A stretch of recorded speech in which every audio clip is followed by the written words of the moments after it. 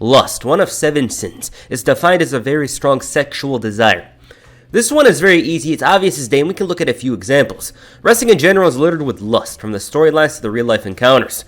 Wrestling in the 1980s would fill this list with just lust, and it's not just regular lust, but crazy-ass stuff. Edge's main event career was built on lust. That's not to say he wouldn't have reached the top because he was destined to win a world championship. However, the process of it was accelerated because of the fact that Lita and him had that affair when Matt Hardy was injured. It's common knowledge. I almost want to run away from this topic. You can hear it in my voice right now, because it's a topic that's been talked about to death, but it's necessary to mention it for this video. WWE did that storyline and even had Edge have a live sex celebration that only served to elevate Edge. His push had talent, charisma, and all that, but the one thing that took him from semi-main eventer to multiple-time world champion was lust. Edge went from a paranoid, crazy guy to a man that lived by the code of sex and violence. Val Venis emerged in 1998 as a prawn star turned WWF wrestler. It was a strange character but fit in line with the WWF's Attitude Era. Val Venis' lust got him into a lot of trouble, and it was to the point where Kai and Tai tied him up and almost cut him up. Val Venis didn't seem to learn his lesson, but decided to lust after other women with more thought put into who he was messing with. Venis is a prime example of lust,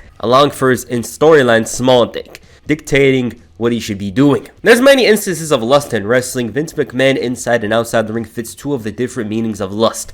The other meaning is to feel a strong desire for something. He's had several storylines where he's booked himself getting with a woman. This includes Trish Stratus, Tori Wilson, and Sable. These stories have always come across as strange because as good as McMahon was as a heel, he didn't need the baggage of having a woman by his side, or his employee by his side, in order to show he can abuse his power. And McMahon's alleged lust in real life has cost him his position after information came out over the last 2 years, and seeing how things are going, there's probably more to come. As you can see, lust has often been the source of positive and of course bad in wrestling. Edge's is an example of it working well, whereas Vince allowed for his lust to catch up to him. Gluttony. Gluttony is another notable sin. It's the act of eating in excess without any regard. You can be rich and just munching on, burning your money on some expensive food for the sake of it, preferring the act of burning money rather than trying to satisfy your appetite. Now, Scott Steiner is going to take this the obvious way and mention somebody like Samoa Joe. This fat son of a bitch is challenging all of us. Gluttony, according to Google, can also extend to specific individual desires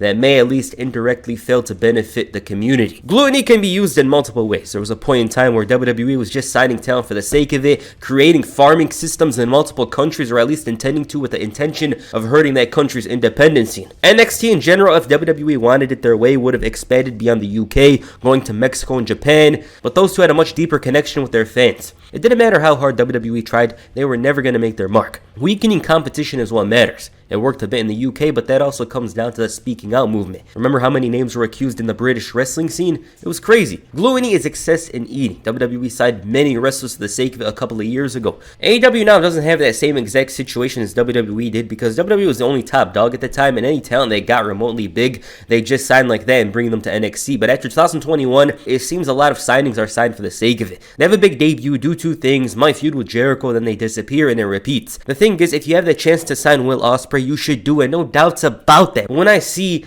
some other talent come in and do nothing, you wonder, what if AEW pushed this person they already have on the roster rather than just waste a spot on the roster? Having a lot of wrestlers on a roster is a strength and a weakness. Strength, you can have a versatile set list of wrestlers. The weakness, a lot are prone to be forgotten. The biggest case of gluttony in this video, though, to me at least, is Hulk Hogan.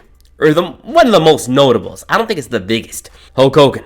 Regardless of how he conducts himself outside of the ring, Hulk Hogan is still considered one of the most iconic wrestlers of all time. Why? Hogan led the Golden Era and set many records in box office draws over the years of 1984 to 1992. You take Hogan away from the WWF, a lot is different, good and bad. Ultimately, Hogan's drawing power came with a lot of perks that were often abused.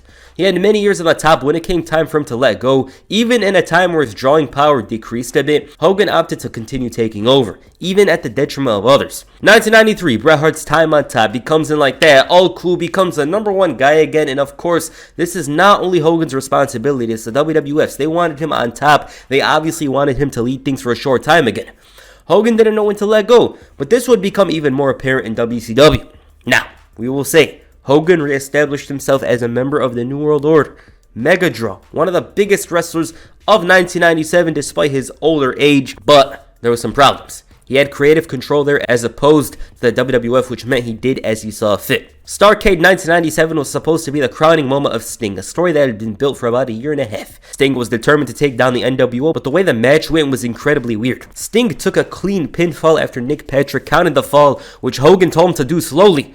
The whole point was that it was supposed to be a fast count so Bret Hart could come in and save everyone. Instead, he was the one doing the screwing, trying to screw Hulk Hogan out of a win. And even though Sting won, it was the moment WCW screwed up everything. Hogan's politicking along with WCW's disarray at the top cost them a lot. But for Hogan, that wasn't the end. He went back to the WWE and put over a lot of talent, but it was all for his benefit because once he got comfortable, he started turning down others despite already having a great career. Brock Lesnar was supposed to face him at Survivor Series with the next big thing winning. However, Hogan delusionally thought otherwise. And then he refused to lose a single match to Shawn Michaels, a full-time talent. Hogan made his way to TNA where his influence was above everyone else, and TNA had a lot more problems under Hogan and Bischoff than they did earlier on. Hulk Hogan is a case of gluttony. He never had enough, and at times it was to others' detriment. And if he let go after 1992, his legacy would still be intact. Does that mean the New World Order doesn't happen? Hell no. Hell no, the NWO still happens. Sting just has a better ending to his story. That's what I'm saying. He still has 8 years of being the top dog, the number one guy, and best of all, there's less harm done. Greed, another great sin. The sin of wanting more and more and more with no end in sight. Greed means an intense and selfish desire for something, especially wealth, power, or food. And greed is a common theme in wrestling, most definitely. But one example I want to mention is in kayfabe, Triple H.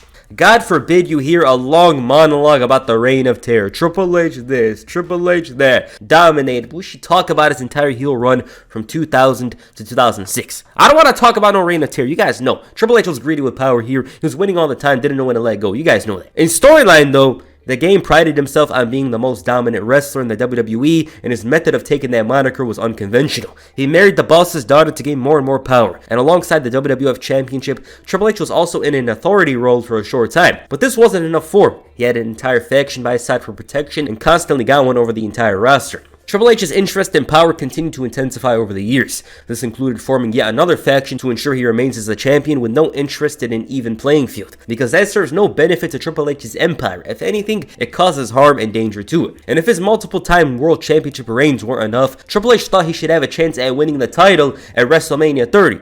You know, they teased Triple H winning in storyline, and this is despite his high position with the board. Now, I didn't mention Triple H in real life, but you guys know, I don't want to mention it. It's a common topic, everyone always talks about it. But yeah, Triple H in real life is an example of greed. Shawn Michaels in 1997 opted to beat the British Bulldog in England for the European Championship for no reason other than a power move, because his title reign was nothing afterwards. It was a memorable run, but the title was only on his shoulder. Everything else was memorable. As it relates to the European title though, hell no. Greed often happens with companies, and that isn't limited to wrestling companies. Record profit years for WWE also involve many talent releases. Of course, a billion-dollar company will always find a way to make more money or increase profit, especially a publicly traded company. Just wanted to mention, but yeah. Greed's all over the place. Sloth, the sin involving many terms, but the most used is about a person not wanting to work because of their lack of motivation. This could be WWE's creative from 2017 to 19, a time period filled with boring stories and uneventful pay-per-views. WWE is constantly delivering underwhelming content throughout the years and relied on the fans to come in without acknowledging their complacency. In turn, less and less fans watched the shows. The Raw after WrestleMania 34 had almost 4 million viewers, whereas the Raw after WrestleMania 35 had 2.9 million viewers, showing that people were uninterested. This came as a huge shock at the time because the Raw after WrestleMania was always a big show. Instead, they teased a championship unification match that went nowhere. I knew it wasn't going to happen, obviously. And Kurt Angle, who bid farewell, took a beating from Lars Sullivan.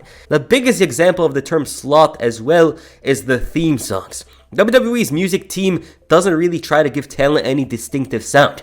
This deserves a video in itself, but the Royal Rumble recently highlighted a huge problem. Nobody has a memorable theme song unless they debuted before 2015. The sound is a part of a wrestler. The New Age Outlaws without their iconic Oh You Didn't Know song, or the Brood wouldn't hit as hard if they came out to one of the theme songs from today. It's very uninspiring and leaves a lot to be desired. Orange Cassidy up until recently in storyline would barely put a hand up unless he absolutely needed to. This guy would do those slow kicks, hands in his pockets, comes out all uninterested. He's been lazy for a while, but that's all changed. Kevin Nash made a whole career out of doing the least, but it worked very well for him because he was a great talker and very charismatic. He knew how to do the least and make the most. That's what it is. I would mention somebody like Carlito, but at the end of the day, those rumors and claims could be baseless. It's rumored that Carlito wasn't trying too hard. Others have confirmed this, and that's why Carlito was called out by Ric Flair at one point. He was called out for not fulfilling his potential. But the reason why I didn't make a big deal out of this part of the video is because maybe Carlito was tired. Maybe he was banged up. That's what I'm trying to say. Wrath, the sin of extreme anger. And this is a sin that goes in line with professional wrestling. Vince McMahon had a strong stranglehold on professional wrestling, and more often than not, many have felt his wrath. The Ultimate Warrior in general had a complicated relationship with Vince. He held him up for some money owed in 1991, and after being persistent about it and threatening to not wrestle in the main event, Vince gave in and gave him the money but fired him after the match. Warrior did return 6 months later, but was fired right before Survivor Series due to the steroid scandal and possessing HGH. It was a time where the company was looking for ways to clean up their image after the steroid scandal. The Warrior and the WWF weren't on great terms, and despite this, he returned 4 years later. Warrior had his problems, but he was a bit of a draw. The third run didn't work at all, and Warrior failed to show up at events and only continued his problems where they left off. Warrior had a lot of hatred for Vince and the WWF, and that sentiment was returned. He was rarely mentioned, and usually wrestlers are referenced here and there, but Vince hated this man so much that they released a DVD burying him. That never happened before, especially to somebody that had any semblance of drawing power like the Ultimate Warrior. Jeff Jarrett, one of the most notable Intercontinental champions. He accomplished a lot up to 1999, however, Jarrett saw an opportunity in WCW. The only problem was, Vince still didn't pay him on his previous shows, so he wasn't sure that the WWF would make good and give him the exact amount. It was $300,000 that was owed to him. This was bonuses from shows. Back then, pay-per-views were still around and wrestlers got percentages from them. So somebody like Stone Cold makes like a downside of $1 million. That's his base pay. Even if he didn't work a single show, and earns millions from pay-per-view buys, merchandise, and the Attitude Era was a very successful time, a time where the WWF was at its most profitable. And even though Jarrett was owed a certain amount, he wasn't exactly sure they'd give him the money. Dean Ambrose main evented a WWE Network special that was just for him, and because he was leaving, they gave him $500. And this is somebody that main evented a pay-per-view technically. Jarrett's contract expired the day before No Mercy, so he was wrestling without a contract and as the Intercontinental Champion. This was a big mistake from the WWF, and Jarrett made sure to get his money. He did just that, but ended up having problems with Shane McMahon after threatening to not wrestle China if it wasn't given the exact amount. Vince purchased WCW 2 years later and immediately made it known that Jarrett wasn't coming to the WWF. He literally fired him on the spot, even though obviously he had to grab his contract and stuff like that, and immediately said that Jarrett is fired. Storyline-wise, The Undertaker and Kane are examples of wrath. The Undertaker in particular always gets taken out and comes back to inflict wrath on others. Doesn't matter how hard they hit, he returns the favor and does it in a much bigger way. Kane as well. This man got unmasked and unleashed hell on the roster for no real reason other than just being angry. Envy, the sin of jealousy and contempt based on the mere fact that another is doing well in their life. There's always examples in wrestling of envy. Owen Hart in storyline was jealous of his brother Bret's success and love for the family, to the point where he tore the family apart to try and get his chances as showing that he was better than his older brother Bret Hart. Bret Hart had everything: the family support, the world championship, and past accomplishments. This whole feud was built on envy and jealousy. And it came from somebody Bret didn't expect it from. Owen always felt the need to prove his worth when it came to Bret Hart, and even after his older brother proved he was the better man, there was still resentment throughout the years. Shawn Michaels and the Clique had a strong presence in the locker room. Even though 1-2-3 Kid, Razor Ramon, and Diesel left the company, Shawn Michaels continued playing his role. In other places emerged a third-generation talent, Rocky Maivia. Rocky had a rough start to his WWF run. On screen, he captured the Intercontinental Championship. However, the fans didn't take a liking to his generic character that wasn't suited for that era. The fans liked characters that weren't black and white. Backstage, though, Rocky had a tough time dealing with Shawn Michaels and Triple H. HBK in particular. They just didn't like him, and HBK's dislike would intensify as Rocky became The Rock and showed more charisma and character. The feud between Triple H and The Rock had this competitive fire to it, whereas The Rock just didn't want to work with Michaels. That envy would show at times with HBK getting into a fight with The Rock after hitting him with a stiff super kick. This dislike from DX also came from the likes of the New Age Outlaws. Road Dogg straight up said he was jealous of The Rock and hated him for no reason. HBK's envy and dislike towards The Rock basically caused them to never feud. Because with Triple H, there was a mutual respect there, but with HBK, Rock just didn't want to deal with him at all. Stone Cold winning the WWF Championship caused Mr. McMahon to go off the deep end and reveal his true self. He failed to make Austin into a traditional champion, and since the Texas Rattlesnake was uncontrollable, the boss tried to use many ways to take the title away from him. And in a single promo, Vince made it known that he hated him. He hated the fact that Austin succeeded without his help but by his own. What it comes down to is the fact that McMahon was envious over how high Stone Cold rose, and there wasn't a single thing relating to tradition or his imprint on Stone Cold's rise to the top. And there's one more sin left: pride. The sin of feeling of deep pleasure or satisfaction derived from one's own achievements. The achievements of those with whom is closely associated or from qualities or possessions that are widely admired. This is considered a sin because being proud too much leads to other things. So that definition, not the sin, but the word describes Bret Hart. If I had to give this word to a wrestler, it's the Hitman. Bret often looks back on his career a lot positively and considers himself as one of the very best. One of the reasons Bret returned to WWE was because he wanted the newer generation of fans to remember him. Personally speaking, I always thought Bret Hart was one of the best, even before he returned, and I'm someone that didn't see his run. But that's not the point. Bret had a lot of pride and still does over his career, but this at times has got him into much tougher situations. When Bret was set to leave the WWF for WCW in 1997, the Hitman had too much pride to lose to Shawn Michaels in Canada. This comes down to the fact that Michaels told him that even if Bret stayed, he wouldn't lay down for him. And from there, it led to the Montreal Screwjob because Bret refused to lose to Shawn Michaels in Canada. There was too much pride, and Bret left a disgraced legend after he was legitimately screwed over with the ref ringing the bell after a sharpshooter. Bret may have left in the worst way, but his intention showed that pride was what mattered. And even though wrestling was scripted, losing to Shawn Michaels basically meant he was disrespecting himself. Alright, that's Wrestling's 7 Deadly Sins. Lust, honestly, we could have added Gold Dust. I'm not even gonna lie to you guys. But there's a lot more we could do for a sequel if you guys want it. If this video does well, we'll most definitely do a sequel. I'm gonna mention CM Punk. We got a lot of stuff we could talk about for part 2 perhaps. We'll see. But yeah, I enjoyed making this video. I liked making it. The reason why I liked making it was because of the fact that it's very different. I got this idea from another side of YouTube, hip-hop YouTube. I didn't even watch that video. I just saw that title. I was like, bro, we gotta make our own. So I made my own. I enjoyed making this video. I'm pretty happy with how it turned out, and I hope you did as well. So yeah. I want you guys to get this video. Please comment down below. That's the first video. Make sure you hit the Tombstone Pile Driver on the like button and perhaps the Stone Cold Stunner on the subscribe button. Peace. Abat.